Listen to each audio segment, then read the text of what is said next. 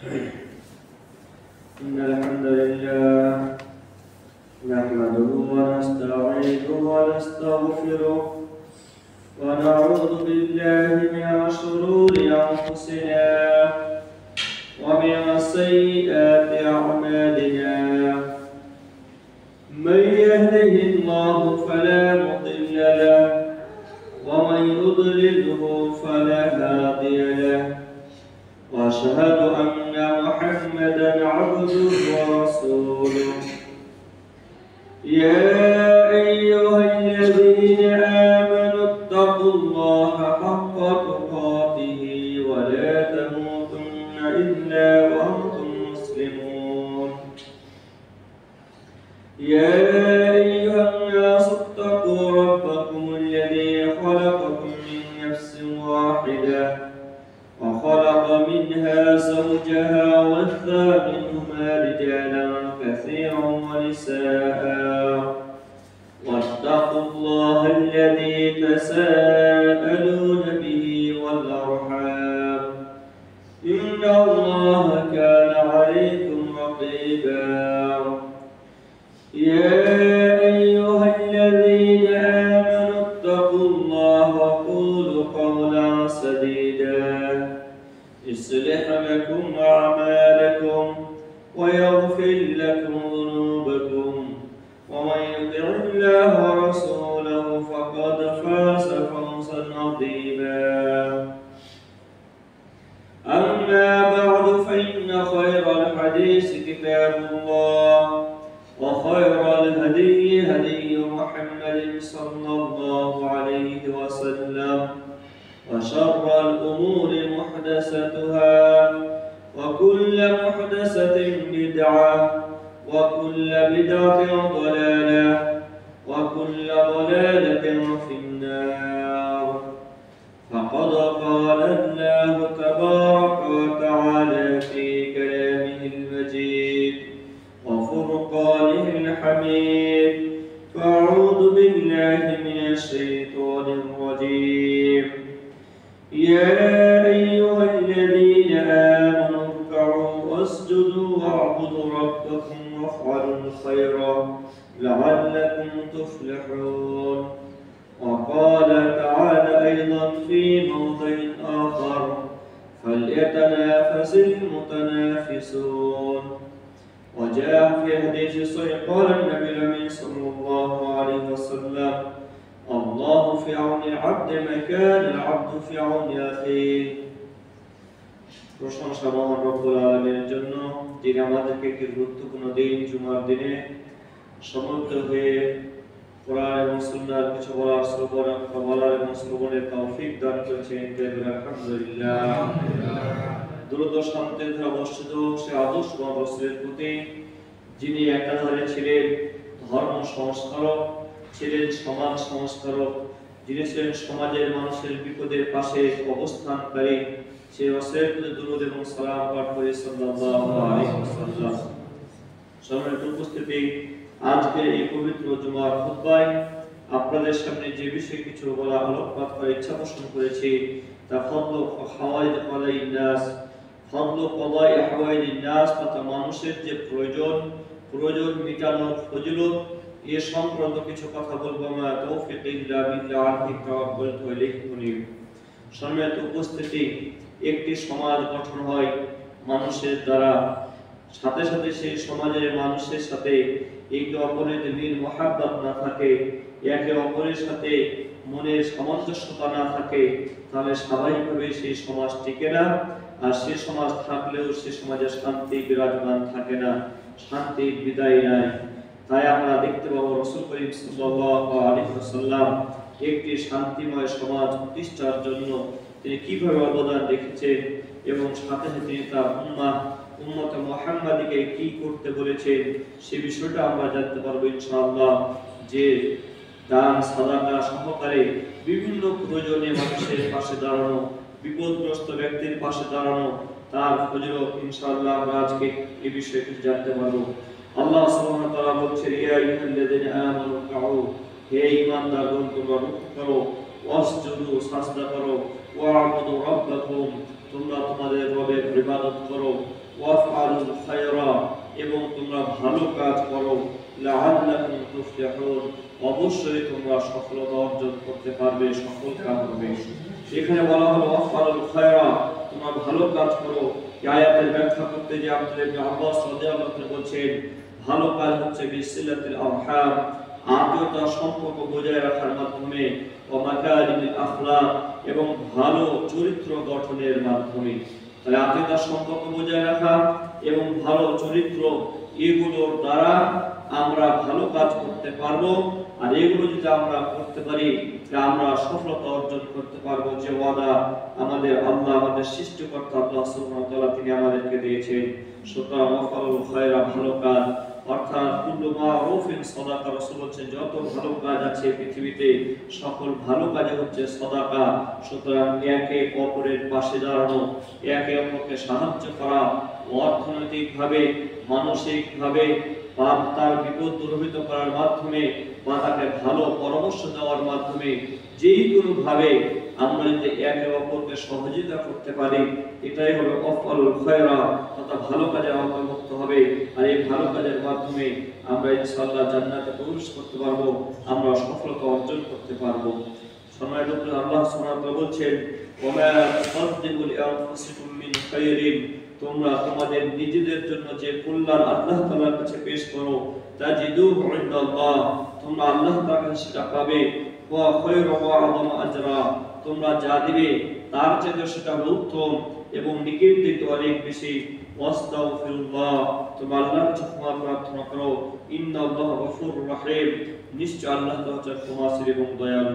এই আয়াতে আল্লাহ তাআলা তিনি আমাদের গ্যারান্টি দিলেন, আমরা নিজেদের কল্যাণের জন্য আল্লাহর কাছে যা পেশ করব, অর্থাৎ নিজেদের কল্যাণের জন্য যে দান সাদাকা করা, সাধারণ মানুষের বিপদে পাশে দাঁড়ানো, মানুষকে বিভিন্নভাবে সাহায্য সহায়তা করা, অর্থাৎ যত ভালো কাজ আমরা করি না কেন, এই ভালো কাজগুলো আমরা নিজেদের কল্যাণে করে থাকি। আর নিজেদের কল্যাণের জন্য যে কাজগুলো আমরা করব, আল্লাহ সুবহানাহু ওয়া তাআলার কাছে আমরা তার চেয়ে উত্তম এবং আরো অনেক বেশি আল্লাহ তাআলার কাছে আমরা পাবো। কারণ আমাদের একটি নেকি আল্লাহ তাআলা সেটাকে 10 নেকিতে রূপান্তর করেন। 10 থেকে আল্লাহ তাআলা 700 থেকে সেটাকে আরো কত গুণ বৃদ্ধি করে সেটা আল্লাহ সুবহানাহু ওয়া তাআলা তিনি জানেন। সুতরাং আমরা আমাদের নিজেদের কল্যাণার্থে সালাত, সিয়াম, দান, হজ, যাকাত যত কিছু করি না কেন, ভালো কাজের কথা, মানুষকে খারাপ কাজ থেকে বিরত রাখা, এই যত কথাই বলি না কেন, যত কাজই করি না কেন ভালো কাজ, এই সব কিছু আমরা আল্লাহ তাআলার কাছে পাবো এবং দুনিয়াতে যেটা করেছি তার চেয়ে উত্তম রূপে আমরা আল্লাহ সুবহানাহু ওয়া তাআলার কাছে পাবো। আল্লাহ তাআলা বলেন, মাইয়াশফা শাফাতান হাসানা, যে মানুষের জন্য ভালো সুপারিশ করে, ইয়াকুন লাহু নাসিবুম মিনহা, সে ভালো কাজের সুপারিশ করার কারণে একটা অংশ পেয়ে যাবে। ওয়া মাইয়াশফা শাফাতান সাইয়্যা, আর যে খারাপ সুপারিশ করবে, ইয়াকুন লাহু কিফলুম মিনহা, সেখান থেকে সে একটা অংশ পেয়ে যাবে। ওয়া কানা আল্লাহু আলা কুল্লি শাইইন মুকিতা, আল্লাহ তাআলা সব কিছুকে সংরক্ষণকারী। অর্থাৎ আমি যদি কাউকে করে একটা ভালো কাজের সুপারিশ করি, কারো সাহায্য সহযোগিতার জন্য আমি কোনো এক ব্যক্তির কাছে সুপারিশ করি, অথবা কোনো ব্যক্তি একটা অন্যায় কাজের জন্য আমি যদি কারো কাছে সুপারিশ করি, সুপারিশের মাধ্যমে সহযোগিতা করি, ভালো কাজে সুপারিশের মাধ্যমে সহযোগিতা করলে আমি আল্লাহ তাআলার কাছে একটি নেকি পাবো। অনুরূপভাবে খারাপ কাজে সুপারিশের মাধ্যমে আমি পাপ অর্জন করতে পারবো। আমি ভালো খারাপ যেটাই করি না কেন আল্লাহ সুবহানাহু ওয়া তাআলা তিনি সব সংরক্ষণ করে রাখবেন। সুতরাং এই আয়াত থেকে আমরা বুঝতে পারছি, এই আয়াত থেকে আব্দুল্লাহ ইবনে আব্বাস রাদিয়াল্লাহু আনহু বলতেছেন যে আয়াত থেকে যে বিষয়টা বোঝা যায়, আমরা মানুষকে যদি ভালো কাজের কথা বলি বা ভালো কাজের জন্য অন্যের কাছে সুপারিশ করি, কোন এক মুমিন ভাই বিপদগ্রস্ত রয়েছে এবং তার জন্য আমি অন্যের কাছে সুপারিশ করলাম, আমার সুপারিশের মাধ্যমে যদি তার এই প্রয়োজনটা মিটে যায়, তার প্রয়োজনটা আমি দূরীভূত করতে পারি, তাহলে এই সুপারিশের মাধ্যমে নেকি অর্জন করা যাবে। অর্থাৎ যে তার বিপদ দূরীভূত করে নেকি পাবে, অনুরূপভাবে যে তাকে সুপারিশ করলো, তার জন্য সুপারিশ করলো, এই সুপারিশ কারণে নেকি অর্জন করতে পারবে। সুতরাং সম্মানিত উপস্থিতি, এই যে ভালো কাজের জন্য একে অপরের দিকে ধাবিত হওয়া এবং একে অপরের সুপারিশ করা, এর অনেক গুরুত্ব এবং এটাও একটি ইবাদত, এটাও একটি নেকি অর্জনের মাধ্যম।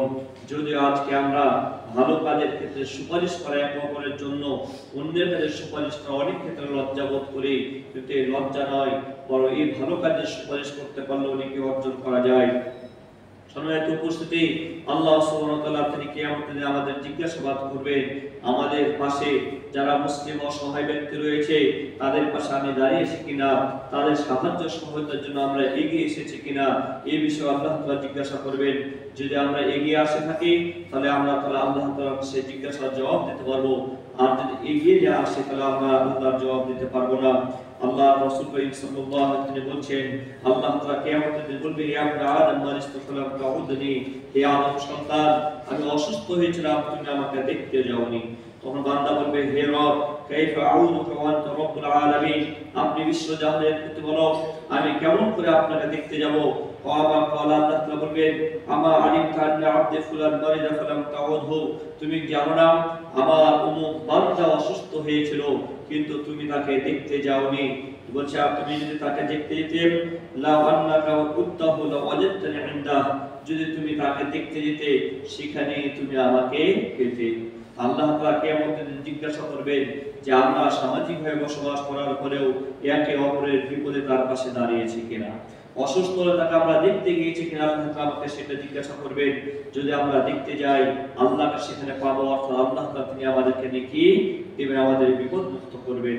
আল্লাহ তাআলা বলছেন, ইয়া ইবনে আদম ইসতাকামতুকা ফালাম তুতঈমনি, হে আদম সন্তান, আমি তোমার কাছে খাবার চেয়েছিলাম, তুমি আমাকে খাবার দাওনি। আল্লাহ তাআলা বান্দা বলবে, ইয়া রাব্বি ওয়া কাইফা উতঈমুকা ওয়া আনতা রাব্বুল আলামিন, আপনি বিশ্বজাহানের প্রতিপালক, আমি কেমন করে আপনাকে খাওয়াবো? ওয়ালা আলিমতা আন্নাকা আনহু ইসতাকামাকা আবদি ফুলান, তুমি কি জানো না আমার অমুক বান্দা তোমার কাছে খাবার চেয়েছিল, ফালাম তুতঈমহু, তুমি তাকে খাবার খাওয়ানি। আমা আলিমতা আন্নাকা আনতাহু লা ওয়াজাদতা যালিকা ইনদি, তুমি কি জানো না যদি তুমি তাকে খাবার খাওয়াতে সেটা তুমি আমার কাছে পেতে। ইয়া ইবনে আদম ইসতাসকাইতুকা ফালাম তুসকিনি, হে আদম সন্তান, আমি তোমার কাছে পানি চেয়েছিলাম, তুমি আমাকে পানি পান করাওনি। বান্দা আপনি প্রশ্ন করবে, ইয়া রাব্বি কাইফা আসকিকা উসকিকা ওয়া আনতা রাব্বুল আলামিন, আপনি বিশ্বজাহানের প্রতিপালক, আমি কেমন করে আপনাকে পানি পান করাবো? ক্বালা ইসতাসকাকা আবদি ফুলান ফালাম তুসকিহি, আমার অমুক বান্দা তোমার কাছে পানি চেয়েছে, তুমি তাকে পানি দাওনি। আমা ইন্নাকা ওয়াসাকাইতাহু ওয়াজাদতা যালিকা ইনদি, তুমি যদি আমার বান্দাকে পানি পান করাতে তাহলে সেটা তুমি আমার কাছে পেতে। হাদিসটি ইমাম মুসলিম রাহিমাহুল্লাহ বর্ণনা করেছে সহিহ মুসলিমে। সুতরাং এই হাদিসটা আমরা বুঝতে পারছি, আমরা যদি দুনিয়াতে মানুষের বিপদে তার পাশে দাঁড়াই, তার যে কোনো সংকটে আমরা তার পাশে দাঁড়াই, তাহলে আল্লাহ সুবহানাহু ওয়া তাআলাকে আমরা আমাদের সংকটের পাশে পাবো। আল্লাহ সুবহানাহু ওয়া তাআলা আমাদের জিজ্ঞাসাবাদ করবেন, যদি আমরা সঠিক উত্তর দিতে পারি তাহলে আমরা আল্লাহর কাছে নেকি অর্জন করতে পারবো, আর যদি এর বিপরীতটা হয় তাহলে হয়তোবা আল্লাহ তাআলা তিনি আমাদেরকে শাস্তি দিবেন। সুতরাং সম্মানিত উপস্থিতি, হিংসা বিদ্বেষ ভুলে গিয়ে একটি সুন্দর সমাজ গঠন করতে হলে আমাদেরকে একে অপরকে সহযোগিতার জন্য হাত বাড়াতে হবে, একে অপরের পাশে আমাকে দাঁড়াতে হবে। সুতরাং যে এই হাদিস স্পষ্ট আকারে বোঝা যাচ্ছে, আল্লাহ রাসূল করিম সাল্লাল্লাহু আলাইহি ওয়াসাল্লাম তিনি আমাদের শিক্ষা দিয়েছেন সামাজিক এই কর্মকাণ্ডগুলোতে আমরা একে অপরের পাশে দাঁড়িয়েছি কিনা, সামাজিক যে কোনো দুর্যোগে, ব্যক্তিগত দুর্যোগে, বিপদের সময় আমরা একে অপরের পাশে দাঁড়িয়েছি কিনা, সাহায্য সহায়তা করেছি কিনা, সেই বিষয়ে আল্লাহ সুবহানাহু ওয়া তাআলা তিনি আমাদের জিজ্ঞাসা করবেন। সুতরাং আমাদেরকে সচেতন হতে হবে, শুধু নিজের স্বার্থ নয় বরং মুসলিম ভাইয়ের স্বার্থের জন্য আমাদেরকে এগিয়ে আসতে হবে। আল্লাহ সুবহানাহু ওয়া তাআলা তিনি আমাদের সেই তৌফিক দান করুন, আমিন। সম্মানিত উপস্থিতি, আল্লাহ বলেছেন, কুল্লু মারুফিন সাদাকা, প্রত্যেক ভালো কাজে হচ্ছে সাদাকা। প্রত্যেক ভালো কাজ, সেটা পরামর্শ হতে পারে, কথা হতে পারে, অন্যকে সহযোগিতা করা হতে পারে, বিভিন্ন ভাবে আমাদের দ্বারা যে ভালো কাজটা প্রকাশ পাবে সেটার নেকি আল্লাহ সুবহানাহু ওয়া তাআলার কাছে আমরা অর্জন করতে পারবো। সুতরাং আমাদেরকে ভালো কাজ বেশি বেশি করার চেষ্টা করতে হবে।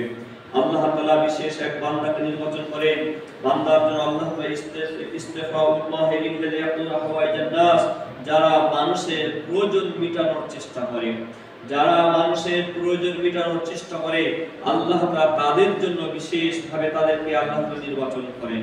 আল্লাহ রাসূল করিম সাল্লাল্লাহু আলাইহি ওয়াসাল্লাম বলেন, ইন্না লিল্লাহি ইবাদা ইখতাসাহুম বিনিআমি, আল্লাহর বিশেষ কিছু বান্দা আছে যে বিশেষ বান্দাকে আল্লাহ তাআলা বিশেষ কিছু নিয়ামত দান করেন।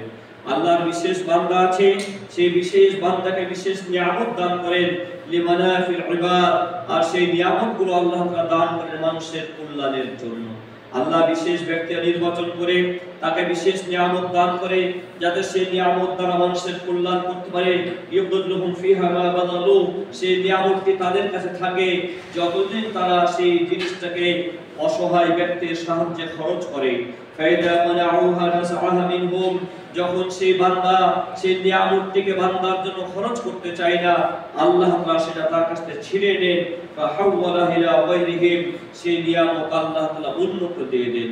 সুতরাং সম্মানিত উপস্থিতি, রাসূলের হাদিস, যে হাদিসটা সহিহ হাদিস, ইমাম আল-বানী রাহিমাহুল্লাহ আল জামিউস সগীর গ্রন্থে বর্ণনা করেছেন, আমরা যদি কোনো অসহায় ব্যক্তির পাশে দাঁড়াই, আল্লাহ তাআলার পক্ষ থেকে আমরা বিশেষ নিয়ামত লাভ করতে পারবো। আর আমরা যদি সেই অসহায় ব্যক্তির পাশে না দাঁড়াই, আল্লাহ তাআলার বিশেষ নিয়ামত আমরা লাভ করতে পারবো না। সুতরাং যার যেমন অবস্থা রয়েছে, সক্ষমতা রয়েছে, সেই সক্ষমতা অনুসারেই আমাদের বিপদগ্রস্ত ব্যক্তিদের পাশে দাঁড়াতে হবে। শুধুমাত্র একটা বিপর্যয় সৃষ্টি হলো, তখনই শুধুমাত্র সাহায্যের হাতকে প্রসারিত করলাম, আর অন্য সময় একক ব্যক্তি বিপদে পড়েছে তার পাশে দাঁড়ালাম না, এটাও ইসলাম শিক্ষা দেয় না। ইসলাম যেমন বিপর্যয়ের ক্ষেত্রে, দুর্যোগের ক্ষেত্রে একে অপরের পাশে দাঁড়াতে বলে, অনুরূপভাবে স্বাভাবিক অবস্থাতে কোনো বিশেষ ব্যক্তি যদি বিপদে পড়ে তার পাশে দাঁড়ানো ইসলাম আমাদের শিক্ষা দেয়। সুতরাং সকল অবস্থায় এই বিষয়টা আমাদের মাথায় রাখতে হবে। আমরা যেন সকল অবস্থাতে আমাদের সাধ্য অনুসারে আমরা আল্লাহ তাআলার বান্দাদের সাহায্য করতে পারি, বিপদগ্রস্ত ব্যক্তিদের সহযোগিতা করতে পারি, এর মাধ্যমে আমরা আল্লাহ তাআলার বিশেষ নিয়ামত লাভ করতে পারি। আল্লাহ আমাদের সেই তৌফিক দান করুন, আমিন। সম্মানিত উপস্থিতি, আল্লাহ তাআলার কাছে সবচেয়ে প্রিয় ব্যক্তি কারা? আল্লাহ তাআলার কাছে ঈমানদারদের মধ্যে আল্লাহ তাআলার কাছে সবচেয়ে প্রিয় ব্যক্তি হচ্ছে যে মানুষের জন্য যত বেশি উপকারী হবে। অর্থাৎ যে মানুষ মানুষের জন্য যত বেশি উপকারী হবে, সেই ব্যক্তি আল্লাহ তাআলার কাছে তত বেশি প্রিয় হতে পারবে। রাসূল করিম সাল্লাল্লাহু আলাইহি ওয়াসাল্লাম বলেছেন, আহাব্বুন নাস ইলাল্লাহি আনফাউহুম লিন-নাস, মানুষের মধ্যে আল্লাহ তাআলার কাছে সবচেয়ে প্রিয় হচ্ছে যে মানুষের জন্য বেশি উপকারী হয়ে থাকে। অর্থাৎ আপনি বিপদে আপদে সুখে দুঃখে বিভিন্ন অবস্থায় যত মানুষের বেশি উপকার করতে পারবেন, আল্লাহ তাআলার কাছে আপনি তত বেশি ইবাদত বান্দেগীর মাধ্যমে তত বেশি আল্লাহর কাছে নৈকট্য লাভ করতে পারবেন। সম্মানিত উপস্থিতি, এই হাদিসটা একটু লক্ষ্য করুন। বেশি সালাত আদায় করলে আল্লাহর নৈকট্য লাভ করা যায় না, বেশি করে মসজিদে বসে থাকলে আল্লাহর নৈকট্য লাভ করা যায় না। আর আল্লাহ তাআলার নৈকট্য লাভের মাধ্যমে এখানে বললেন মানুষের কল্যাণে তার পাশে দাঁড়ানো, মানুষের বিপদে তার পাশে দাঁড়ানো, মানুষের বিপদ আপদে তার উপকার করা। যে ব্যক্তি মানুষের যত বেশি উপকার করতে পারবে, সে আল্লাহ সুবহানাহু ওয়া তাআলার কাছে তত বেশি প্রিয়ভাজন ব্যক্তি হতে পারবে।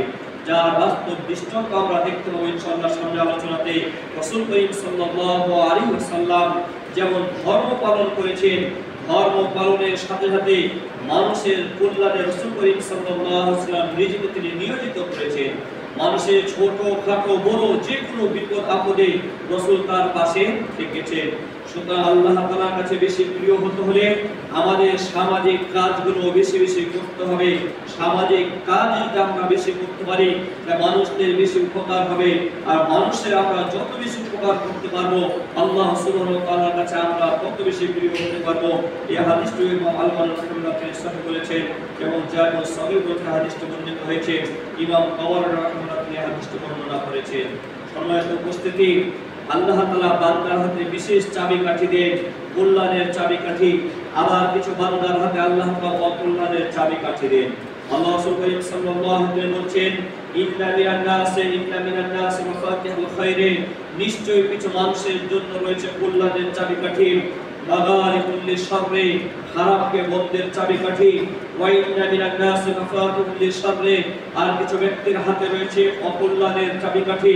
ওয়া মাগালিকুল লিল খায়রি, কল্যাণকে বন্ধের চাবিকাঠি রয়েছে। ফাতুবা লিমান জাআলাল্লাহু মাফাতিহুল খায়র আলা ইয়াদাইহি, সুসংবাদ সেই ব্যক্তির জন্য আল্লাহ তাআলা যার হাতে কল্যাণের চাবিকাঠি নির্ধারণ করেছেন। ওয়া ওয়াইলুল লিমান জাআলাল্লাহু মাফাতিহাশ শাররি আলা ইয়াদাইহি, ওই ব্যক্তির জন্য ধ্বংস যে ব্যক্তির হাতে আল্লাহ তাআলা অকল্যাণের চাবিকাঠি নির্ধারণ করেছেন। অর্থাৎ তার দ্বারা কল্যাণ সম্পাদিত হয় তার জন্য সুসংবাদ, আর যার দ্বারা অকল্যাণ সম্পাদিত হয় তার জন্য দুর্ভোগ। সুতরাং রাসূল করিম সাল্লাল্লাহু আলাইহি হাদিস আপনার আমার দ্বারা মানুষের কল্যাণ হয় কিনা, আপনার আমার দ্বারা মানুষের উপকার হয় কিনা। যদি আপনার আমার দ্বারা মানুষের উপকার হয় তাহলে সেটা হবে আপনার আমার জন্য সৌভাগ্যতার মাপকাঠি, সৌভাগ্যতার একটি চিহ্ন। আর আপনার আমার যদি অন্যায় রাস্তা খুলে যায়, আপনার আমার দ্বারা হারাম রাস্তা খুলে যায়, আপনার আমার দ্বারা সমাজের মানুষ বঞ্চিত হয়, তখন সেটা হবে আপনার আমার জন্য ক্ষতির কারণ।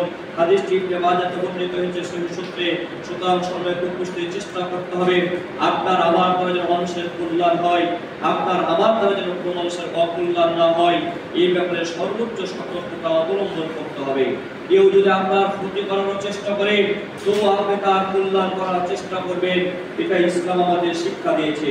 রাসূল করিম সাল্লাল্লাহু আলাইহি ওয়াসাল্লাম বলেছেন, উত্তম হচ্ছে সে ব্যক্তি যে মানুষের সাথে সম্পর্ক বজায় রেখে চলার চেষ্টা করে। আল্লাহ রাসূল বলেছেন, আল মুমিনু ইয়ালাফ ওয়া ইউলাফ ওয়া লা খায়রা ফিমান লা ইউলা ইয়ারিফ ওয়া লা ইউলাফ ওয়া খায়রুন নাস আনফাহুম লিন-নাস। আল্লাহ রাসূল বলেছেন, মুমিন হচ্ছে সে যে মানুষের সাথে সম্পর্ক বজায় রেখে চলে, ইউলাফ এবং তার সাথে সম্পর্ক বজায় রেখে চলা হয়। অর্থাৎ আপনি মুমিন হিসাবে আরেকটি মুমিনের সাথে সম্পর্ক বজায় রেখে চলার চেষ্টা করবেন। অনুরূপভাবে আপনার আচার ব্যবহারের কারণে, আপনার চাল চলনের কারণে অন্য মুসলিম আপনার সাথে সম্পর্ক বজায় রেখে চলার চেষ্টা করবেন। এ হচ্ছে মুমিন। ওয়ালা খায়রা ফিমান লা ইয়ালিফ ওয়া লা ইউলাফ। ওই মুমিনের মাঝে কল্যাণ নেই যে নিজে অন্যের সাথে সম্পর্ক বজায় রেখে চলার চেষ্টা করে না এবং অন্য মুমিনও তার সাথে সম্পর্ক বজায় রেখে চলার চেষ্টা করে না। এই মুমিনের মাঝে কোনো কল্যাণ নেই। ওয়া খায়রুন নাস আনফাহুম লিন-নাস। উত্তম মানুষ সে যে মানুষের জন্য যত কল্যাণকর হবে, যত উপকারী হবে, সে হবে তত কল্যাণ। সুতরাং সময় এখান থেকে বুঝতে পারছি মুমিন মুমিনের সাথে সম্পর্ক বজায় রেখে চলবে। আর স্বাভাবিক এটা হয় একে অপরের বিপদে হাত বাড়ানোর মাধ্যমে, একে অপরের বিপদে থাকা সাহায্য সহযোগিতার মাধ্যমে এটা হয়ে থাকে। এবার আল্লাহ সাল্লাল্লাহু আলাইহি ওয়াসাল্লাম বলেছেন, আল মুমিনু আল্লাযী ইখালিকুন নাস ওয়া ইয়াসবিরু আলা আদাহুম খায়রুন মিনাল মুমিন আল্লাযী লা ইখালিকুন নাস ওয়া লা ইয়াসবিরু আলা আদাহুম। ওই মুমিন উত্তম যে মানুষের সাথে উঠা বসা করে এবং মানুষের কষ্টে ধৈর্য ধারণ করে।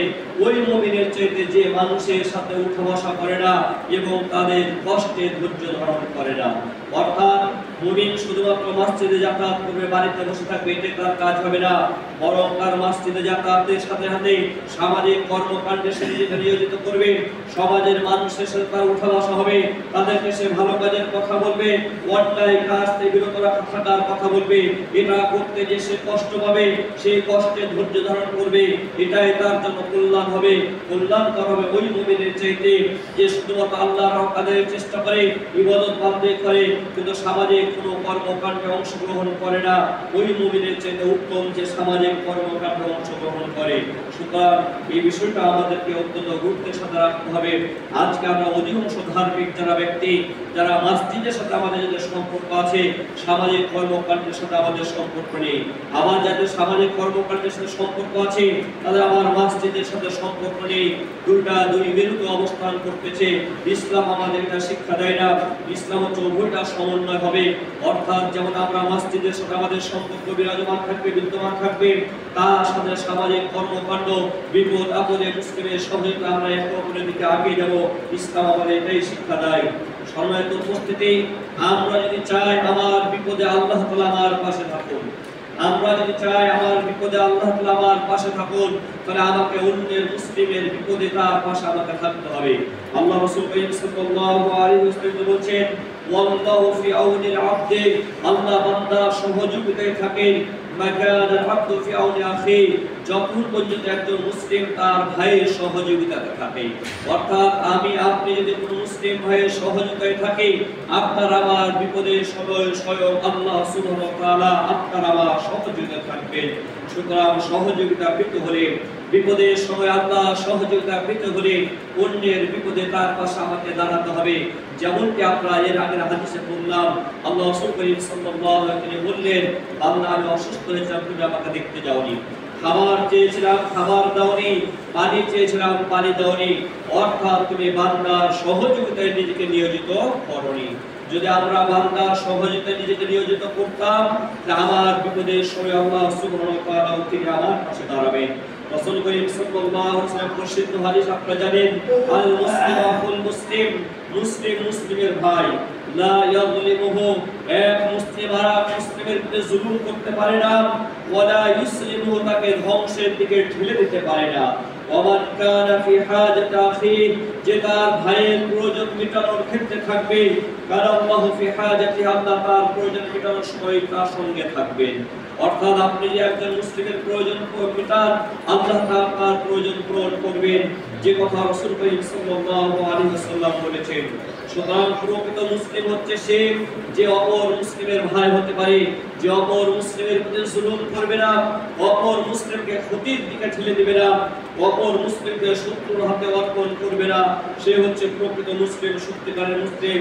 সুতরাং সম্মানিত উপস্থিত, এই হাদিসগুলো নিয়ে একটু চিন্তা ভাবনা করলে রাসূল আমাদেরকে সামাজিক মুসলিম হওয়ার প্রতি উৎসাহ প্রদান করছেন।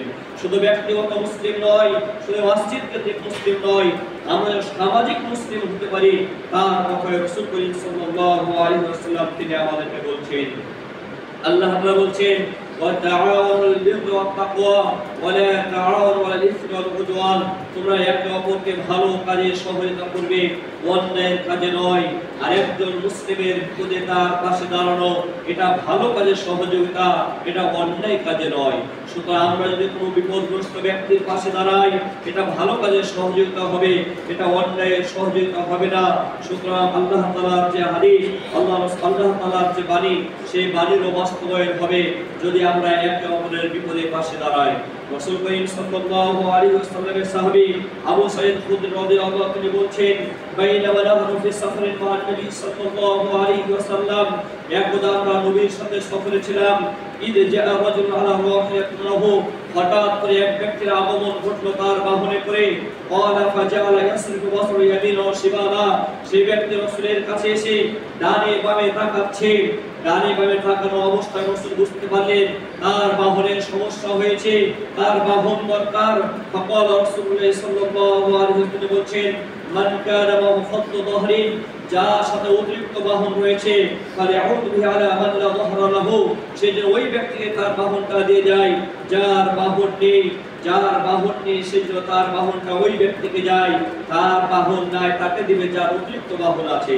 সুতরাং সম্মানিত রাসূল এখানে লক্ষ্য করলেন, এক ব্যক্তি বিপদে পড়েছে, তিনি মুসলিমদের সুপারিশ করলেন, মুসলিমদের কাছে সহযোগিতা চাইলেন, তোমার অতিরিক্ত বাহন আছে, তোমার অতিরিক্ত পশু আছে, তোমার অতিরিক্ত বস্তু রয়েছে, তুমি তোমার মুসলিম ভাইকে দিয়ে দাও।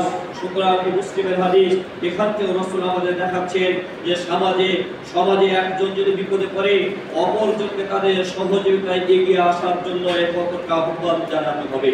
সুতরাং সম্মানিত মুসলিম বন্ধুগণ, আমরা মুমিন হিসাবে এক অপরকে শক্তিশালী করব। আমরা মুমিন না হলে একটা প্রাচীরের নাই। রাসূল করিম সাল্লাল্লাহু আলাইহি ওয়াসাল্লাম বলেছেন, আল মুমিনু লিল মুমিনি কাল বুনিয়ান, মুমিনের জন্য প্রাসাদের নাই, ইয়াশুদ্দু বাযুহু বাযা, একে অপরকে শক্তিশালী করবে। আর এই যে ঈদ, যেমন আরেকটা ঈদকে সহযোগিতা করেছে, একটা ঈদ আরেকটা ঈদকে সহযোগিতা করার মাধ্যমে একটি শক্তিশালী প্রাসাদ নির্মাণ হয়। অনুরূপভাবে আমরা মুমিনরা যদি একে অপরকে সাহায্য সহযোগিতা করি, তাহলে একটি শক্তিশালী সমাজ গঠন হবে। আর এক ঈদ আরেক ঈদকে সহযোগিতা না করলে, যেমন একটি ভবন নির্মাণ সম্ভব ছিল না, আমাদের বর্তমান যে অবস্থা, এক মুসলিম আরেক মুসলিমের সাহায্য সহযোগিতা না করার কারণে আমরা একটি শক্তিশালী মুসলিম সমাজ গঠন করতে পারছি না। সুতরাং আমাদেরকে শক্তিশালী মুসলিম সমাজ গঠন করতে হলে একে অপরের বিপদে আমাকে দাঁড়াতে হবে, একে অপরের সংকটের সময় তার পাশে দাঁড়াতে হবে। ইমাম আলী আল-খারাবী রাহিমাহুল্লাহ তিনি বলছেন, হাদা হাদিসু মা'নাহু, এই হাদিসের অর্থ হচ্ছে আন্নাল মুমিনা লা তাকুওয়া ফি আমরি দীনিহি ওয়া দুনিয়াহু ইল্লা বিমাউনাতি আখিহি, কোন মুসলিম পশ্চিমকালেও তার ধর্মীয় ক্ষেত্রে অথবা দুনিয়াবী ক্ষেত্রে, কোন মুমিন পশ্চিমকালেও তার দুনিয়াবী ক্ষেত্রে অথবা ধর্মীয় ক্ষেত্রে শক্তিশালী হতে পারবে না যতক্ষণ না তার মুমিন ভাই তাকে সহযোগিতা করবে।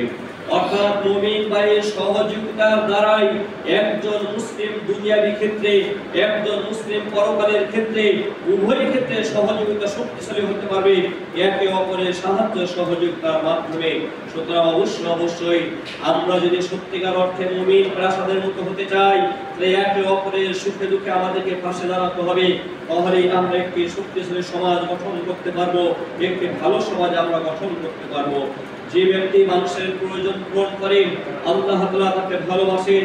আল্লাহ সুবহানাহু মুমিনিনা ফি তাওয়াবুদ্দিন ওয়া তারাহুমিহিম, মুমিনের দৃষ্টান্ত হচ্ছে যে তাওয়াবুদ্দিন তাদের প্রিয় সম্প্রীতির ক্ষেত্রে, তাদের ভালোবাসার ক্ষেত্রে, ওয়া তারাহুমিহিম তাদের একে অপরের দয়া করার ক্ষেত্রে, ওয়া তাআতুফিহিম একে অপরের স্নেহের ক্ষেত্রে। মাসালুল জাসাদি একটি বডির নাই। একজন মুসলিম আর একজন মুসলিমকে সাহায্য সহযোগিতা করার ক্ষেত্রে হবে একটি বডির নাই। ইজা ইসতাকা মিন আযমুন, যখন তার কোনো একটি অঙ্গ রোগে আক্রান্ত হয়, তার পায়ের আঙ্গুলে কাটা ফুটে বুঝেছে, তার হাতের আঙ্গুলে পোকা লেগেছে, হাতের আঙ্গুল কেটে গিয়েছে, অথবা তার কোনো একটি অঙ্গ যখন আক্রান্ত হয়, তাদাআলাহু সাইরুল জাসাদ, সেই একটি অঙ্গের কারণে সমস্ত শরীর ঐক্যবদ্ধ হয় যে না আমরা আজকে বিশ্রাম গ্রহণ করব না, আজকে আমরা ঘুমাবো না, আজকে আমরা আরামের জীবন যাপন করব না। একটি অঙ্গ ব্যথিত হয়েছে, সকল অঙ্গ তার দুঃখে সাড়া জানিয়ে তারা তাদের সুখকে তারা বিসর্জন দিয়েছে। সুতরাং আমরাও যদি একজন মুসলিম আর একজন মুসলিমের বিপদে এক আত্মার মতো হতে না পারি, এক বডির মতো হতে না পারি, তাহলে আমরা একটি স্বাভাবিকভাবে শক্তিশালী সমাজ গঠন এটা আমাদের দ্বারা কোশ্চিনকালেও সম্ভব হবে না। আমরা সত্যিকার অর্থে মুসলিম হতে পারবো না। সুতরাং সত্যিকার অর্থে মুসলিম হতে হলে দয়ার ক্ষেত্রে, সম্প্রীতির ক্ষেত্রে, ভালোবাসার ক্ষেত্রে, সকল ক্ষেত্রে এক মুসলিম আর এক মুসলিমের পাশে দাঁড়াতে হবে, একজন আর একজনের পাশে দাঁড়াতে হবে। যেমন শরীরের একটা অঙ্গ আক্রান্ত হলে সকল অঙ্গ তার পাশে দাঁড়ায়। সম্মানিত উপস্থিতি, রাসূল করিম সাল্লাল্লাহু আলাইহি ওয়াসাল্লাম বলেছেন, ওয়াদাউ হাওয়াইজিন নাস আমাতুল মুসলিমি ইয়াওমাল কিয়ামাহ, কোন মুসলিম যদি তার মুসলিম ভাইয়ের প্রয়োজন মেটায়, এটা যেমন দুনিয়াতে তার জন্য কল্যাণকর, অনুরূপভাবে মুসলিমের প্রয়োজন মেটানোর কারণে এটা হবে তার কিয়ামতের দিন নিরাপত্তার মাধ্যম। অর্থাৎ কিয়ামতের দিন সে নিরাপত্তা লাভ করতে পারবে, আল্লাহর আযাব গজব থেকে, সে বিপদ থেকে নিজেকে রক্ষা করতে পারবে, কিয়ামতের বিভীষিকাময় অবস্থা থেকে নিজেকে রক্ষা করতে পারবে। আল্লাহ সুবহানাহু ওয়া তাআলা আহাবুল আমালি ইলাল্লাহি সুরুরুন, আল্লাহর প্রিয় আমল হচ্ছে ওই আমল যেটা সুরুর আনন্দ, তুদখিলু আলা মুসলিমিন, যে আনন্দ তুমি কোনো মুসলিমের কাছে প্রবেশ করাও। অর্থাৎ তোমার কর্মকাণ্ডের কারণে, তোমার সাহায্য সহযোগিতার কারণে যদি কোনো মুসলিম আনন্দিত হয়, সেটা হচ্ছে আল্লাহ তাআলার কাছে প্রিয় আমল। আও কাশফাল কুরবাতান, অথবা তকসিব তুমি দূরীভূত করবে, আর মুসলিমদের কুরবাতান কোনো বিপদকে দূরীভূত করবে। অর্থাৎ তোমার কোনো কাজের কারণে যদি কোনো মুসলিম আনন্দিত হয়, অথবা তোমার দ্বারা যদি কোনো মুসলিমের কষ্ট দূরীভূত হয়, আও তাকদি আনহু দাইনান, অথবা তুমি তার ঋণকে পরিশোধ করে দেবে, আও তাকরুদু আনহু জুআন, কোনো মুসলিমের ক্ষুধাকে দূরীভূত করবে, লা নাফসে, কারণ এটা হচ্ছে আল্লাহর কাছে প্রিয় আমল। আল্লাহর কাছে প্রিয় আমল হচ্ছে মুসলিম ভাইয়ের সাহায্য সহযোগিতার পাশে দাঁড়ানো, তাকে আনন্দ দেওয়া, তার কষ্ট দূরীভূত করা, তার ঋণ পরিশোধ করে দেওয়ার ব্যবস্থা করা, তার ক্ষুধা দূরীভূত করা। আল্লাহ বলছেন, লা আমশি বাখিলি ফি হাজাতিন আহাব্বু ইলাইয়া মিন আতাকিফি ফি হাযাল মসজিদ, আল্লাহ বলছেন আমি কোন মুসলিম ভাইয়ের প্রয়োজন মেটানোর জন্য তার সঙ্গে যাব, আমি কোন মুসলিম ভাইয়ের প্রয়োজন মেটানোর জন্য তার সঙ্গে যাব, এটা আমার কাছে অধিক প্রিয় এর চাইতে যে আমি মসজিদে নববীতে ইতিকাফে বসবো। মসজিদে নববীতে বসে আমি ইতিকাফ করব, এক মাস ইতিকাফ করব, এর চাইতে আমার কাছে বেশি প্রিয় হচ্ছে কোন মুসলিম ভাইয়ের প্রয়োজন মেটানোর জন্য তার সঙ্গে যাওয়া। তার সঙ্গে একটা উপস্থিত লক্ষ্য করুন, ইতিকাফ নিশ্চয়ই একটি অনেক ফজিলতপূর্ণ ইবাদত। এটা যদি মসজিদে হারাম তথা কাবার মসজিদ, মসজিদে হারামে, মসজিদে নববীতে হয়, তাহলে এর মর্যাদা স্বাভাবিকভাবে আরো বহুগুণ বেড়ে যায়। আল্লাহ সেটা বলছে, মসজিদে নববীতে আমি এক মাস ইতিকাফ করব, এর চাইতে আমার কাছে বেশি প্রিয় কোন ভাইয়ের, মুসলিম ভাইয়ের প্রয়োজন মেটানোর জন্য আমি তার সঙ্গে যাব। আল্লাহ তাআলা বলছে, ওমান কাফা ওয়াদাবাহু সাতারাহু আওরাতাহু, ওমান কাফা ওয়াদাবাহু, যে মুসলিম ভাইয়ের রাগকে দূরীভূত করবে, সাতারাহু আওরাতাহু, আল্লাহ তার গোপন বিষয়কে আবৃত রাখবেন। ওমান কাযাবা বাইদাহু, আর যে তার রাগকে উপশমিত করতে পারবে, ওয়ালাউ শাআ ইয়ামদাহু আমদাহু, অর্থাৎ নিজে কোনো ব্যক্তির প্রতি রাগান্বিত হয়ে গেছে, কোনো মুসলিম ব্যক্তির প্রতি তার রাগ হয়েছে, এরপরেও সে তার রাগকে মিটিয়ে ফেললো, রাগকে দমন করলো। যদি সে চাইতো সে রাগ তার মুসলিম ভাইয়ের ক্ষেত্রে প্রয়োগ করতে পারতো, কার্যকর করতে পারতো, আল্লাহ তাআলা কিয়ামতের দিন তার হৃদয়কে নিরাপত্তা দ্বারা পরিপূর্ণ করে দিবেন। অর্থাৎ কিয়ামতের দিন সে কোনো ভয় পাবে না। অর্থাৎ কোন মুসলিম আপনার প্রতি জুলুম করেছে, আপনি চাইলে সেই জুলুমের প্রতিশোধ গ্রহণ করতে পারেন, আপনি চাইলে তার প্রতি রাগান্বিত হয়ে সেই রাগটাকে কার্যকর করতে পারেন। এরপরেও যদি আপনি আপনার রাগকে দমন করতে পারেন, আল্লাহ তাআলা কিয়ামতের দিন আপনার হৃদয়কে নিরাপত্তা দ্বারা বেষ্টিত করবেন, পরিপূর্ণ করবেন।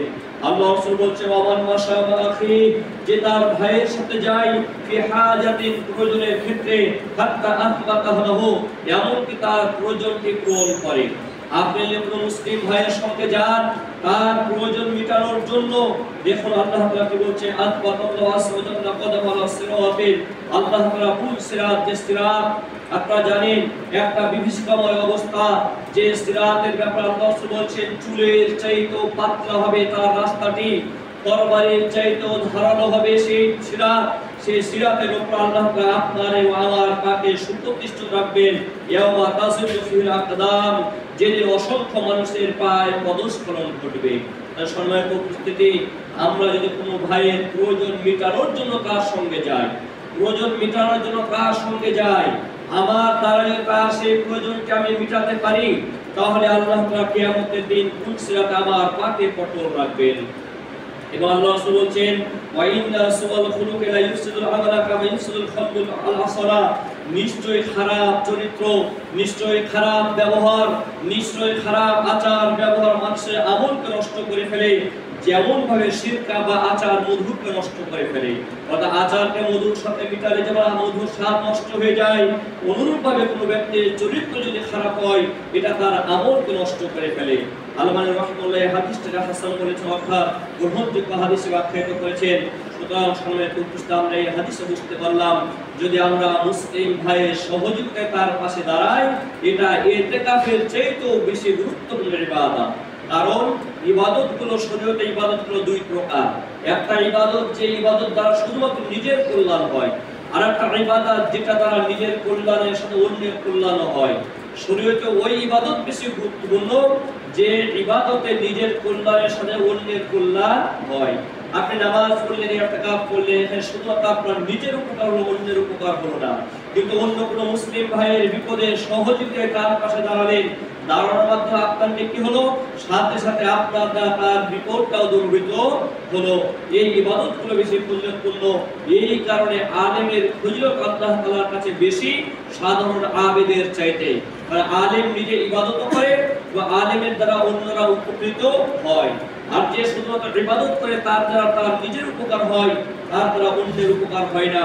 সুতরাং সময় পর্যন্ত আমরা যে কথাটা বলছিলাম, এই যে হাদিসগুলো রয়েছে রাসূল করিম সাল্লাল্লাহু আলাইহি হাদিস, এই হাদিসগুলো আমাদের উৎসাহ প্রদান করছে এক মুসলিমের বিপদে পাশে দাঁড়ানো, সামাজিক বন্ধন অটুট রাখতে, সামাজিক বন্ধন শক্তিশালী করতে আমাদের উৎসাহ প্রদান করছে।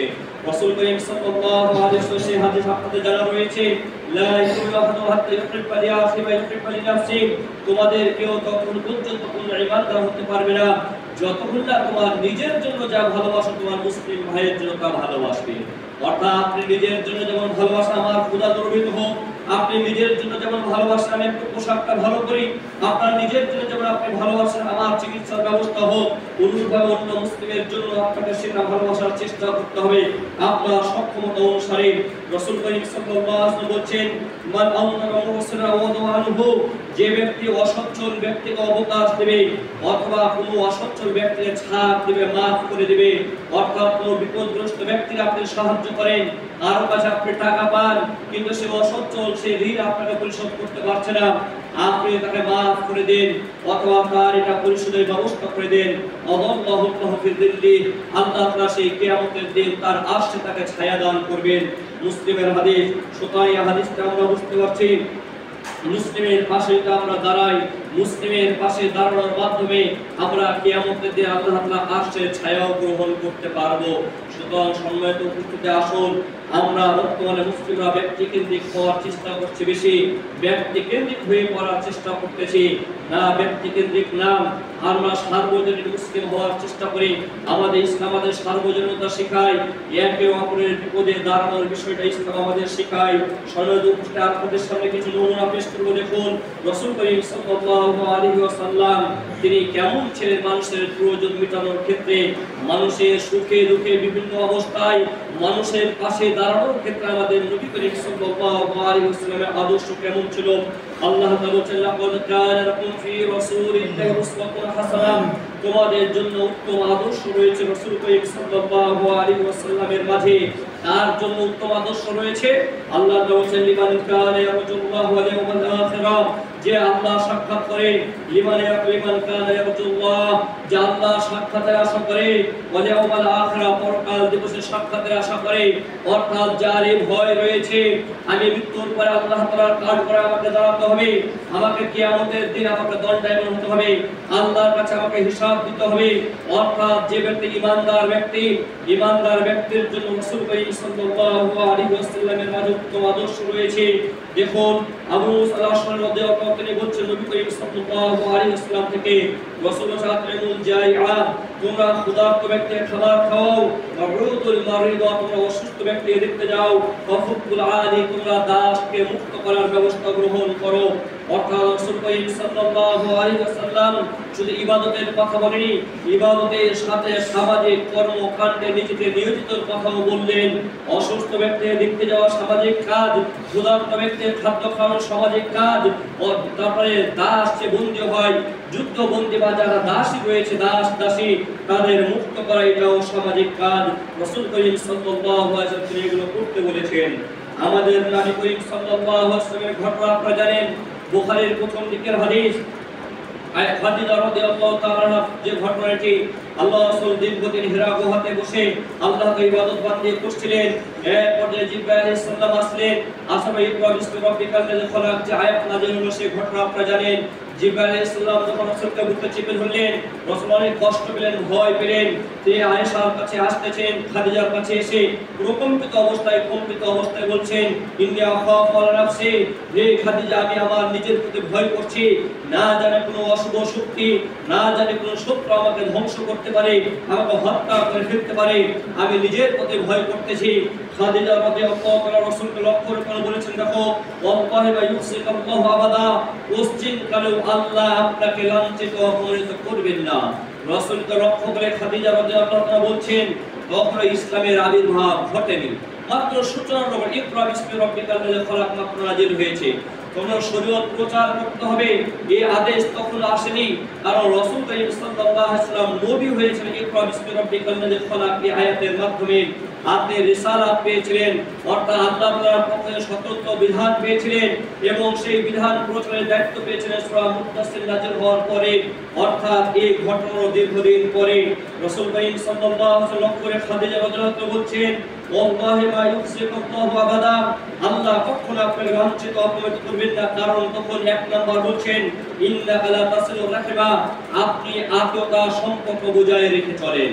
অর্থাৎ আপনি আত্মীয়তার সাথে সম্পর্ক বজায় রাখেন, যেটা আজকে আমাদের সমাজে একটি বলা যেতে দুর্বিষহ বিষয় বা একটা আশ্চর্যজনক বিষয় হয়েছে আত্মীয়তার সম্পর্ক রক্ষা করা। অধিকাংশ ব্যক্তির পরিবারের আত্মীয়তার সম্পর্ক ঠিক নেই, অধিকাংশ ব্যক্তির ক্ষেত্রে আত্মীয়তার সম্পর্ক গুরুত্ব নেই, বরং এদিকে নামাজ পড়তে এসে ধর্ম পালনের চেষ্টা করছে, অপর থেকে আত্মীয়তার সম্পর্ক ছিন্ন করার পিছনে তারই বেশি অবদান রয়েছে। আল্লাহ রাসূলুল্লাহ সাল্লাল্লাহু আলাইহি ওয়াসাল্লাম আত্মীয়তার সম্পর্ক রক্ষাকারী তো সে নয় যে তোমার সাথে আত্মীয়তা বজায় রেখে চলে, বলে ওয়াসিল আল্লাযী ইয়াকাতুকা, বরং প্রকৃতপক্ষে আত্মীয়তার সম্পর্ক রক্ষাকারী হচ্ছে সেই যে আত্মীয় তোমার সাথে সম্পর্ক ছিন্নের চেষ্টা করে, কিন্তু তুমি তোমার পক্ষ থেকে তার সাথে আত্মীয়তা রক্ষার চেষ্টা করো। ওইও ভালো আপনিও ভালো, এটা তো আর কিছু হলো না, সেই খারাপ, কিন্তু তার সাথে আপনি ভালো করার চেষ্টা করলেন। এটাই হচ্ছে প্রকৃতপক্ষে আত্মীয়তার সম্পর্ক রক্ষা করার জন্য রাসূল বলেছেন। রাসূল এক নাম্বার গুণ উল্লেখ করা হলো, আপনি আত্মীয়তার সম্পর্ক বজায় রাখেন। তাহমিলুল কাল্লাম, অসহায় ব্যক্তির বোঝা বহন করেন। অর্থাৎ যারা অসহায় দুর্বল ব্যক্তি রয়েছে তাদের বোঝাটা বহন করে আপনি তাকে দিয়ে আসেন, তাকে আগিয়ে আসেন, তার দায়িত্বভার আপনি গ্রহণ করেন। আপনি উপার্জন করেন, আয় উপার্জন করেন, চাকরি বাকরি করেন, যা করেন তার জন্য অসহায় ব্যক্তির জন্য, অর্থ সম্পদহীন ব্যক্তির জন্য আপনি উপার্জন করেন। অর্থাৎ আপনি যা আয় ইনকাম করেন এগুলো আপনি অসহায় দুস্থ ব্যক্তির পিছনে আপনি খরচ করে দেন। আপনারা বলবেন আমাদের নবী কায়িক অর্জন করতেন কিনা? বুখারীর হাদিস রাসূল করিম সাল্লাল্লাহু আলাইহি ওয়াসাল্লাম বলেন কুনতু আরা গানামা কুরাইসলি করারিতাম, আমি দিরাত ক্ষুদ্র মুদ্রা, এই ক্ষুদ্র মুদ্রার বিনিময়ে আমি কুরাইশদের ছাগল চরাতাম। রাসূল জাহিলি যুগে ইসলাম আইন হয়ে রাসূল ছাগল চরাইতেন, কুরাইশদের ছাগল চরাতেন, তার বিনিময়ে রাসূল টাকা উপার্জন করতেন, আর সেই টাকাগুলো তিনি খরচ করতেন অসহায় দুস্থ ব্যক্তিদের জন্য তিনি খরচ করতেন। আপনারা জানেন খাদিজা রাদিয়াল্লাহু তাআলা আনহার সাথে বিবাহ হওয়ার পরে রাসূল ব্যবসা বাণিজ্যের জন্য শাম গিয়েছেন, এই যা উপার্জন হয়েছে এগুলো তিনি খরচ করতেন অসহায় দুস্থ ব্যক্তির পিছনে। এরপরে বলছে অকুত্রের দয়ফা, তৃতীয় নাম্বার বৈশিষ্ট্য, দ্বিতীয় নাম্বার বৈশিষ্ট্য কুকুরের দয়ফা, আপনি মেহমানদারি করেন, অর্থাৎ মেহমানকে আপ্যায়ন আপনি করেন। তৃতীয়, চতুর্থ, পঞ্চম নাম্বার বলছেন ওয়া তুঈনু আলা নওয়াইবিল হক, বিভিন্ন যে দুর্যোগ হয় দুর্যোগের সময় আপনি মানুষের পাশে দাঁড়ান। এই বিভিন্ন বিপর্যয়, বিভিন্ন দুর্যোগ অথবা আল্লাহ তাআলা প্রত্যেক মানুষের প্রতি যে গজব আসে, যে বিপদ আপদ আসে, সেই বিপদ আপদে আপনি মানুষের পাশে দাঁড়ান। সুতরাং আপনার মতো ব্যক্তিকে আল্লাহ তাআলা পশ্চিম কারো লাঞ্ছিত করতে পারেন না। এখানে লক্ষ্য করুন 4-5টি গুণ উল্লেখ করা হয়েছে। একটিও ব্যক্তিগত ইবাদত নয়, একটিও আল্লাহর সাথে সম্পর্কিত নয়, প্রত্যেকটি হচ্ছে সামাজিক কাজ, প্রত্যেকটি সামাজিক কাজ। আর এই সামাজিক কাজ যেহেতু রাসূল করেন, সুতরাং যারা সামাজিক কাজ যারা করে তাদের ক্ষতি আল্লাহ তাআলা করবেন না। শুধু এই ঘটনা নয়, বুখারীর হাদিস, আবু বকর রাদিয়াল্লাহু তাআলা যখন তিনি কাফিরদের দ্বারা বিভিন্ন জুলুম নির্যাতনের শিকার হলেন মক্কার বুকে, তিনি চাইলেন হিজরত করে চলে যাবেন। হিজরতের উদ্দেশ্যে আবু বকর রাদিয়াল্লাহু তাআলা তিনি বেরিয়ে পড়লেন। যাওয়ার সময় যখন তিনি বারকুল গিমাদ যত সম্ভব এই জায়গাতে যখন পৌঁছেছেন, সে অঞ্চলের নেতা ইবনু দাগিনা আবু বকরের সাক্ষাৎ হলো। সাক্ষাৎ ইবনু দাগিনা আবু বকর লক্ষ্য করে বলছে, আইনা তুরিদু ইয়া আবা বকর, হে আবু বকর তুমি কোথায় যাচ্ছ? আবু বকর রাদিয়াল্লাহু তাআলা বলছেন, আসিয়া ফিল আরদি ওয়া আবুদু রাব্বি, আমার সম্প্রদায় কুরাইশ তারা আমাকে বের করে দিচ্ছে, তারা আমাকে কষ্ট দিচ্ছে, আমি পৃথিবীর বুকে ঘুরবো আর আল্লাহর ইবাদত বান্দাই করব, আমি আর এই অঞ্চলে থাকবো না। ইবনু দাগিনা সেই আবু বকরকে লক্ষ্য করে একই কথা বলেছিলেন, মিসলুকা লা ইয়াখরুজ ওয়া লা ইখরাজ, হে আবু বকর তোমার মতো ব্যক্তি বেরিয়ে যেতে পারে না, আবার তোমার মতো ব্যক্তিকে বহিষ্কার করাও যেতে পারে না। কারণ এই একই কারণকে উল্লেখ করেছিলেন।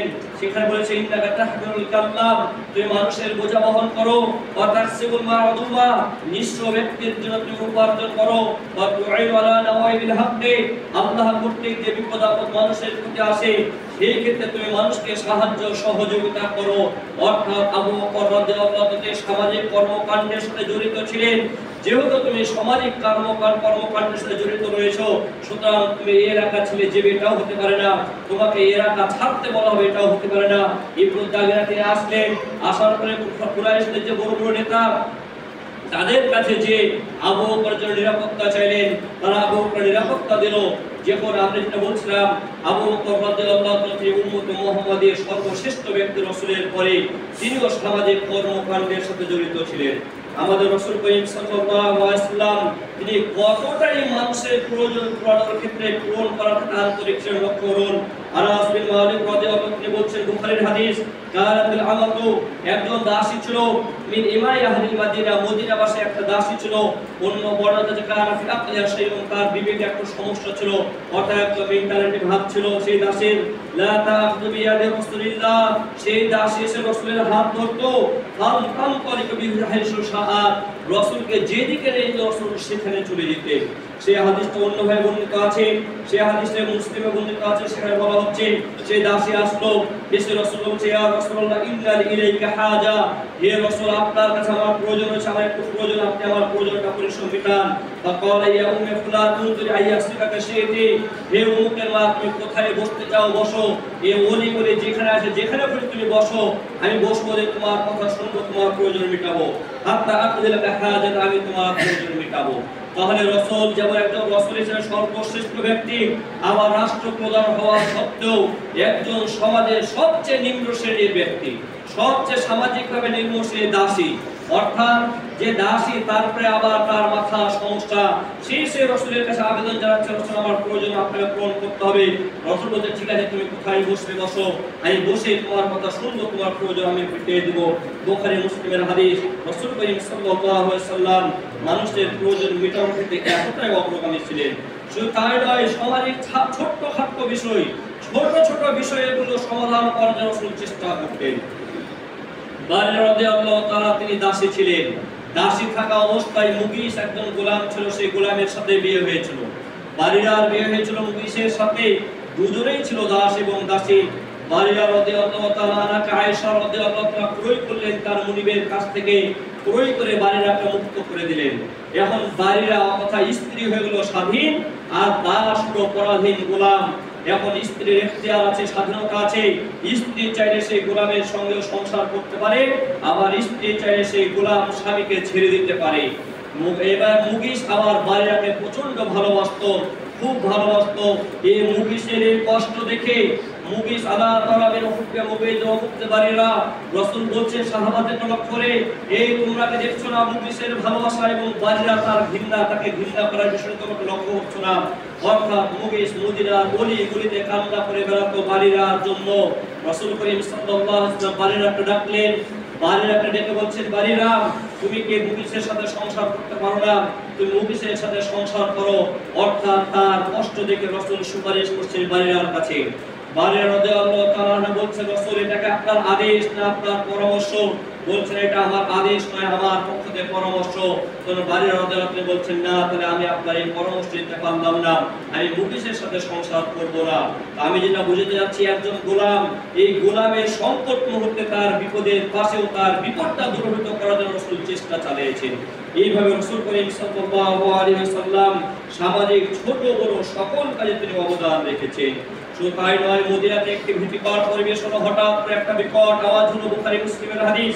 সে আওয়াজের কারণে সকল ব্যক্তি মদিনার একটা দল বেঁধে সে আওয়াজের দিকে যাচ্ছে কি হচ্ছে দেখার জন্য।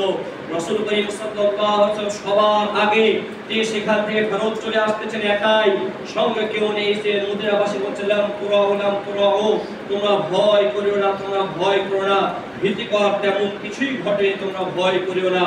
এই যে সামাজিক বিপদের সময়, সামাজিক সংকট মুহূর্তে রাসূল করিম সাল্লাল্লাহু আলাইহি ওয়াসাল্লাম অগ্রগামী ভূমিকা পালন করেছেন। দুই ব্যক্তির মাঝে দেনা পাওনা নিয়ে ঝগড়া হচ্ছে মসজিদ নববীতে। কাব বিন মালিক রাদিয়াল্লাহু তাআলা আনহু, ইবনে আবি হাদরা রাদিয়াল্লাহু তাআলা, এই দুইজনের মাঝে ঝগড়া হচ্ছে। কাব বিন মালিক তিনি ইবনে আবি হাদরার কাছে টাকা পান, টাকা পাওয়ার কারণে ইবনে আবি হাদরার কাছে টাকা চাচ্ছেন, এই তুমি আমার টাকা পরিশোধ করো। ইবনে আবি হাদরা বলছে, ভাই তুমি আমাকে একটু ছাড় দাও, আমি তোমার ঋণ পরিশোধ করতে পারছি না। কাব বিন মালিক বলছে, আল্লাহু লা আফআলু, আল্লাহর কসম আমি এটা করব না।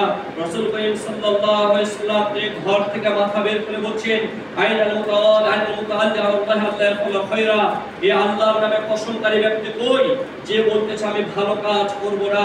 রাসূল কাব বিন মালিক লক্ষ্য করে বলছেন, হাত দিয়ে ইশারা করলে বলে তুমি অর্ধেক ঋণ ছেড়ে দাও। কাব বিন মালিক বলছে, হে আল্লাহর রাসূল আমি আপনার কথা মেনে নিলাম। ইবনে আবি হাদরাকে বলছে, যাও তুমি তার ঋণ পরিশোধ করে দাও। তো সম্মানিত উপরে দুই ব্যক্তির মাঝে ছোটখাটো একটি বিষয়ে, দিনের বিষয়ে ঝগড়া হচ্ছে। এই ক্ষেত্রে রাসূল করিম সাল্লাল্লাহু আলাইহি ওয়াসাল্লাম তাদের সমস্যা সমাধান করতে এগিয়ে এসেছেন। এইভাবে রাসূলের অসংখ্য বিষয় রয়েছে।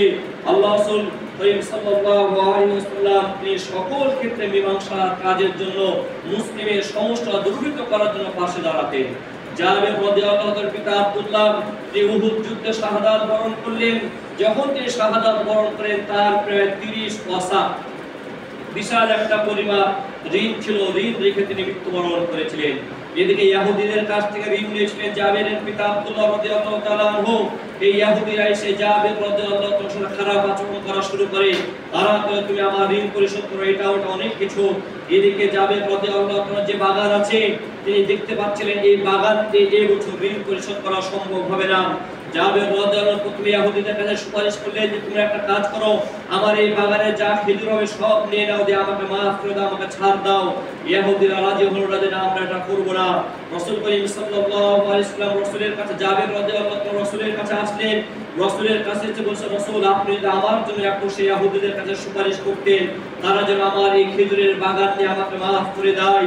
রাসূল বলছে ঠিক আছে চলো। রাসূল করিম সাল্লাল্লাহু আলাইহি একজন ব্যক্তি যাবের রাদিয়াল্লাহু প্রয়োজন পরিশোধের জন্য, প্রয়োজন মেটানোর জন্য তিনি তার সঙ্গে চলে গেলেন। যাওয়ার পরে সেই ইহুদিদেরকে বললেন তোমরা কাজ করো, এই বাগান নিয়ে তাকে মাফ করে দাও। ইহুদিরা বলছে না আমরা এটা করব না, কারণ আমরা যে ঋণ পাই এই বাগানের ফল দিয়ে আমাদের ঋণ পরিশোধ হবে না। রাসূল করিম সাল্লাল্লাহু আলাইহি ওয়াসাল্লাম জাবেরকে বললেন, জাবের তোমার যত খেজুর আছে সকল খেজুর পারো এবং খেজুরগুলো যেটা যে প্রকার খেজুর সেটা ভিন্ন ভিন্ন করে স্তূপ করো। জাবের রাদিয়াল্লাহু আনহু তাই করলেন। রাসূল করিম সাল্লাল্লাহু আলাইহি ওয়াসাল্লাম সেই ঢিবিগুলোতে ঘুরলেন এবং বরকতের দোয়া করলেন। বরকতের দোয়া করে জাবেরকে বললেন, জাবের তুমি এবার তাদের ঋণ পরিশোধ করার জন্য মাপা শুরু করো। তাকে মাপতে বলে রাসূল করিম সাল্লাল্লাহু আলাইহি ওয়াসাল্লাম চলে আসলেন। এই জাবের রাদিয়াল্লাহু তাআলা তিনি তাদের 30 ওয়াসা খেজুরের ঋণ পরিশোধ করার পরেও আরো 17 ওয়াসা কথা বিশাল একটা পরিমাপ বেঁচে গিয়েছিল। আমরা এটা বলতে যাচ্ছি রাসূল করিম সাল্লাল্লাহু আলাইহি ওয়াসাল্লাম একজন ব্যক্তির সমস্যার সমাধানের জন্য তিনি তার কাছে গিয়েছেন এবং তিনি সুপারিশের চেষ্টা করেছেন। সুতরাং আমাদেরকেও তেমন হতে হবে, শুধু ব্যক্তির স্বার্থের জন্য নয়, সামাজিক স্বার্থের জন্য, মুসলিমের স্বার্থের জন্য, মুসলিমের প্রয়োজনে আমাদেরকে একে অপরের পাশে দাঁড়াতে হবে। আল্লাহ সুবহানাহু ওয়া তাআলা তিনি আমাদেরকে একে অপরের বিপদে পাশে দাঁড়ানোর তৌফিক দান করুন, আমিন। আমরা যেন উপকারী মুসলিম হতে পারি, আমাদের দ্বারা যেন আমরা নিজেরা উপকৃত হতে পারি, আমাদের দ্বারা যেন সমাজের জনগণ উপকৃত হয়, আল্লাহ আমাদের সেই তৌফিক দান করুন, আমিন। রাসূলের যে হাদিস, আহাব্বুন নাস ইলাল্লাহি আনফাউহুম লিন-নাস, আল্লাহর কাছে প্রিয় ব্যক্তি হচ্ছে যে মানুষের জন্য যত বেশি উপকারী হবে, মানুষের জন্য যত বেশি উপকারী সে আল্লাহ তাআলার কাছে তত বেশি প্রিয়। আমরা যেন মানুষের উপকারে তাদের পাশে দাঁড়াতে পারি। বর্তমানে বাংলাদেশের যে প্রেক্ষাপট চলতেছে আপনারা জানেন, আপনার যে পার্বত্য অঞ্চলগুলোতে মহামারী বন্যা, যে ব্যাপক বন্যার যে ক্ষয়ক্ষতি সেটা আপনাদের অজানা নয়। স্বাভাবিকভাবে আমরা যতই করি না কেন, তাদের পাশে দাঁড়াই না কেন, এটা দিয়ে তাদের আসলে সকল সমস্যার সম্পাদন করা আমাদের পক্ষে সহজ হবে না। কিন্তু আমাদের জায়গাতে আমাদেরকে আন্তরিকতা দেখাতে হবে, আমাদের সাধ্যের চেষ্টা করতে হবে, চেষ্টা করে তাদের পাশে দাঁড়াতে হবে। হতে পারে আজকে তারা সেই বিপদে আছে, আপনারা জানেন সেই অঞ্চলগুলোতে বন্যা হয় এটা আমরা কেউ জানতাম না। আমরা জানতাম না সেই অঞ্চলে বন্যা হয় সিলেট, এদিকে পাহাড়ি ধস, বিভিন্ন কারাকারিয়া নদীর পানি, ভারত নদীর পানি করে বন্যা হয়। কিন্তু কুমিল্লা থেকে শুরু করে ফেনী অঞ্চলের বন্যা, যেটা আমরা কেউ জানতাম না। বিপদ আল্লাহ তাআলার পক্ষ থেকে কোন দিকে কখন কার উপর বিপদ আসে কেউ বলতে পারবে না, কেউ এটা বলতে পারবে না। আমরা অসংখ্য দৃষ্টান্ত একের পর এক দেখতেই পাচ্ছি, যেটা হওয়ার নাই সেটা হয়ে যাচ্ছে। আপনি আমি ভাবছি আমি খুব ভালো আছি, কিন্তু আপনার আমার বিপদ কোন মুহূর্তে আসবে সেটা আপনি আমি জানি না। সুতরাং আল্লাহ তাআলার সাহায্য পাওয়ার জন্য আমাদের যেটা করতে হবে, বিপদগ্রস্ত ব্যক্তির পাশে দাঁড়াতে হবে। আমরা যদি বিপদগ্রস্ত ব্যক্তির পাশে দাঁড়াই, ইনশাআল্লাহ আমরাই তো আল্লাহ তাআলার পক্ষ থেকে পরীক্ষায় পড়ে যাই। আমরা যদি কোনো বিপদে পড়ে যাই, সেই বিপদে আমরা আল্লাহ তাআলার সাহায্য সহায়তা পাবো। সেটা আপনার প্রদার্থ আহ্বান, আপনারা বাংলাদেশের সংকট মুহূর্তে অবশ্যই তাদের পাশে দাঁড়াবেন, তাদের পাশে অর্থনৈতিক সাপোর্ট দেওয়ার চেষ্টা করবেন। যাদের আত্মীয় স্বজন আছে কথা বলার মাধ্যমে মানসিক সাপোর্ট দেওয়ার চেষ্টা করবেন। সাথে সাথে শুধুমাত্র ওই যে আমাদের যেটা নেচার অভ্যাস হয়ে গেছে, মহামারী কিছু হলে, দুর্যোগ সৃষ্টি হলেই পাশে দাঁড়ানো, আর স্বাভাবিক অবস্থায় সমাজের ব্যক্তির খোঁজ খবর না নেওয়া, এটা ইসলাম শিক্ষা দেয় না। তাদের পাশে যেমন আমরা দাঁড়াবো, তেমনই ভাবে আমাদের পরিবেশ, সমাজের আশেপাশে যারা অসহায় দুস্থ ব্যক্তি রয়েছে, আমাদের আত্মীয় স্বজনের ভিতরে যারা অসহায় দুস্থ রয়েছে, তাদেরও খোঁজ খবর নিয়ে আমাদের সাধ্য অনুসারে তাদের সহযোগিতা করার চেষ্টা করব। আল্লাহ সুবহানাহু ওয়া তাআলা সকল ক্ষেত্রে আমাদেরকে পরস্পরকে ভালো কাজে সহযোগী হওয়ার তৌফিক দান করুন, আমিন। আমরা যেন একটি সুন্দর মুসলিম সমাজ গঠন করতে পারি, আল্লাহ আমাদের সেই তৌফিক দান করুন, আমিন। আমরা যেন আল্লাহ তাআলার প্রতি ভরসা করে কৃতজ্ঞতা না করে গরিব হয়ে যাব, দারিদ্র হয়ে যাব, ইন্না শাইতানা ইয়াইদুকুম ফাকরা, শয়তান আমাদেরকে দারিদ্রতার ভয় দেখায়। এবং আল্লাহ তাআলা তিনি আমাদেরকে প্রতিশ্রুতি দিয়েছেন, ধনী বানানোর প্রতিশ্রুতি দিয়েছেন। শুধু আল্লাহ তাআলা ওয়াদাকে আমরা গ্রহণ করতে পারি। শয়তানের চক্রান্ত, তার অসুস্থতা থেকে আমরা যেন নিজেদের রক্ষা করে আমরা বেশি বেশি দান সাদাকার হাত উন্মোচন করতে পারি, প্রশস্ত করতে পারি, আমাদের সেই তৌফিক দান করুন, আমিন। ওয়া আখিরু দাওয়ানা আলহামদুলিল্লাহি রাব্বিল আলামিন।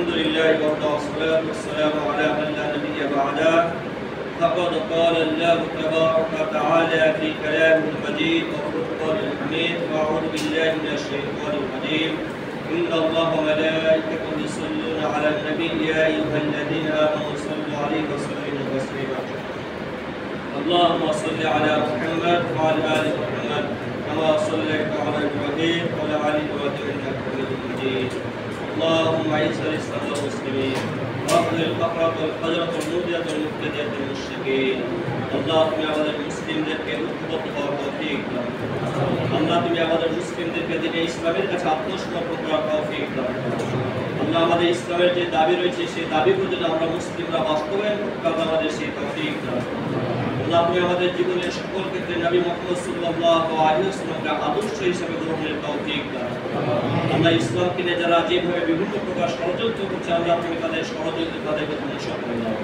আল্লাহ তুমি মুসলিমদেরকে এবং ইসলামকে সকল প্রকার সমস্যা থেকে রক্ষা করো আল্লাহ তুমি মুসলিমদেরকে ইহকাল এবং পরকালে সকল বালা মুসিবত থেকে হেফাজত করো আল্লাহ আমাদের মাঝে জানা বাজা অসংখ্য অসুস্থ রয়েছে আল্লাহ তুমি তাদের সেবা হাজিরা দাও আল্লাহ আমরা বিভিন্ন চিন্তায় রয়েছে আল্লাহ তুমি আমাদের সেই চিন্তাগুলো দূরীভূত করে দাও আল্লাহ আমাদের মাঝে যারা মৃত্যুবরণ করেছে মুসলিম ভাই রসুল করিম সাল্লাল্লাহু আলাইহি ওয়াসাল্লাম থেকে শুরু করে পর্যন্ত যত ব্যক্তি মৃত্যুবরণ করেছে আল্লাহ তুমি তাদের গুরুত্বকে মাফ করে জান্নাত নসিব করো আল্লাহ তুমি তাদের কবর থেকে আলোকিত করে দাও আল্লাহ তুমি আমাদেরকে ঈমানের সহিত বাঁচান এবং ঈমানের সহিত মৃত্যুবরণের তৌফিক দাও আল্লাহ তুমি আমাদের ইসলামের সঠিক শিক্ষাকে আমাদেরকে ধারণের তৌফিক দাও ইসলামের মধ্য থেকে সঠিক সালাফি আকীদা রাসূল করিম সাল্লাল্লাহু আলাইহি ওয়াসাল্লাম সাহাবাদের আকীদা ধারণের আমাদের তৌফিক দাও আল্লাহ তুমি আমাদেরকে দিনে ইসলামের সঠিক পন্থী দ্বারা তাদেরকে সহায়িত করার তৌফিক দাও আল্লাহ তুমি আমাদেরকে কোরআন এবং সহিহ আকীদা ধারণের এবং কারো মৃত্যুবরণের তৌফিক দাও